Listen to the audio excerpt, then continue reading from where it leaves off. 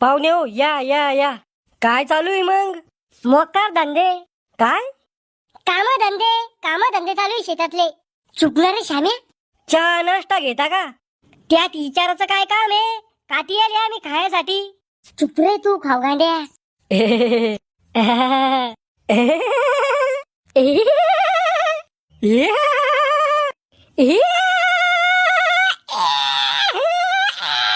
चुप बसा रे दोघं बी. सासरे बा तुम्ही तर मोठे, तुम्हाला तर अक्कल पाहिजे. आणि श्याम्या तुला बी समजायला पाहिजे, हे आपलं घर आहे का? पाहुणे हो, मी चहा नाश्ता सांगतो एकदा. सांगा मग लवकर.